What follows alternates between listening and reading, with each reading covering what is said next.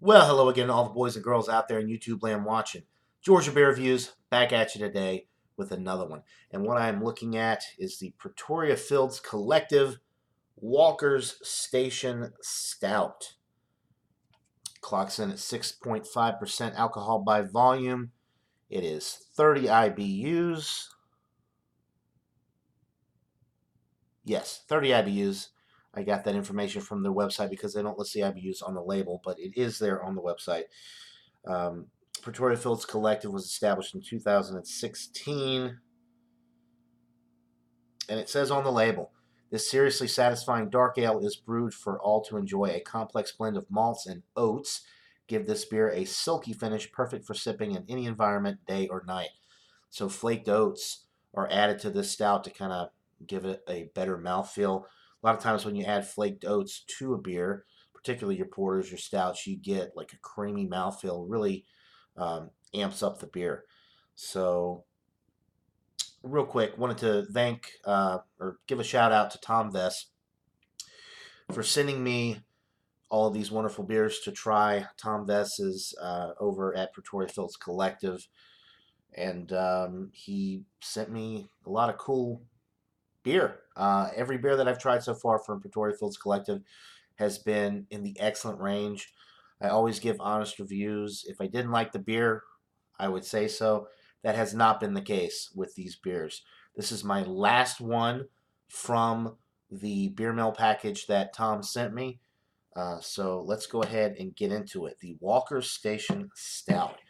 Stouts are among my favorite styles of beer. I am a big stout guy. As you probably already know if you watch my channel, every Sunday I do Stout Sunday, where myself and other beer reviewers and enthusiasts come together and look at different stouts and review them live for all the boys and girls out there in YouTube land. So there is the pour, about a 2.5, 3 finger, very creamy looking beige head. The appearance is pretty much black. Cannot see through it at all in this light.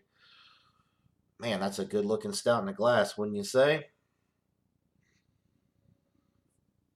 Definitely getting the roasted malt character on the aroma. Some nice toasted bread notes, a little bit of dark chocolate. Definitely picking up on the hops as well with this. A nice earthy hop note on the aroma.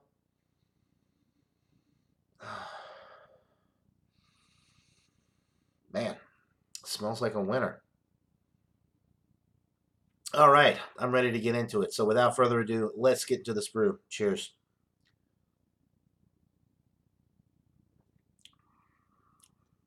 Mmm.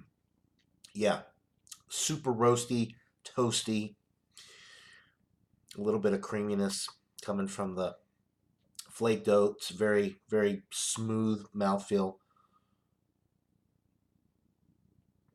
Or silky mouthfeel, which creates for a smooth drinking beer, easy drinking beer with a smooth finish, I guess I should say. Um, yeah, really good.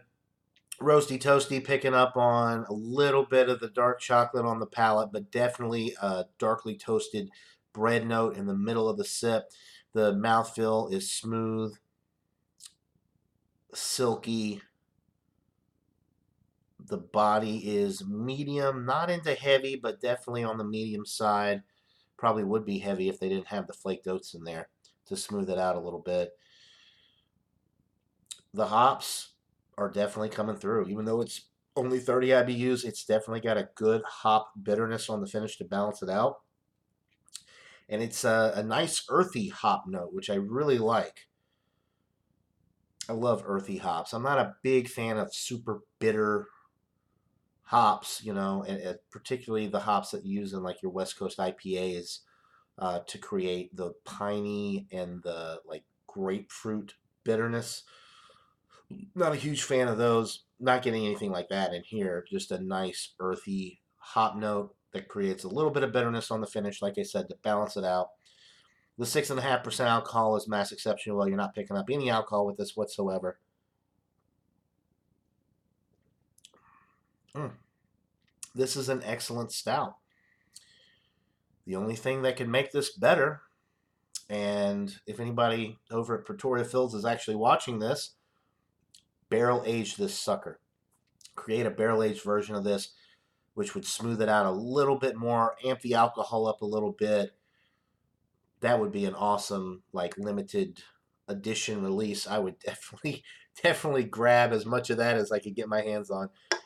Pretty much I say that about all stouts, though. Any stout like this that's got really good malt character, a little bit of bitterness, nice and creamy mouthfeel, you know, your good standard stouts like this.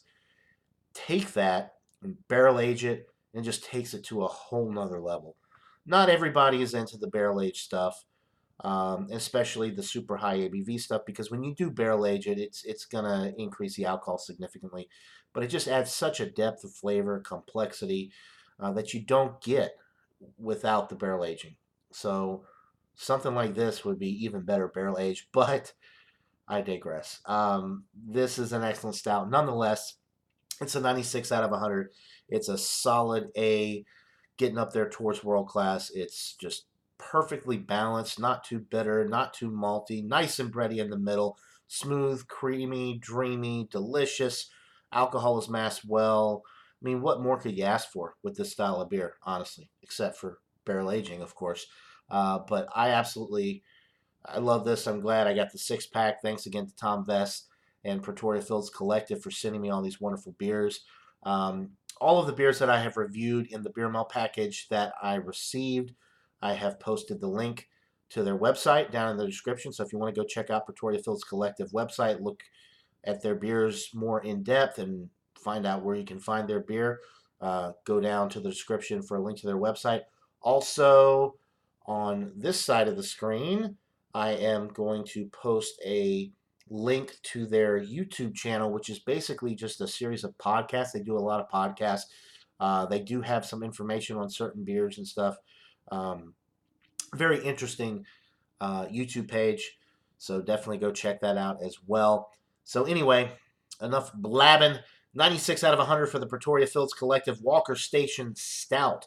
Buy it, try it. Let me know what you guys think. That'll do it for this beer review. Hope you're all having a wonderful day. And until next time, everybody, cheers.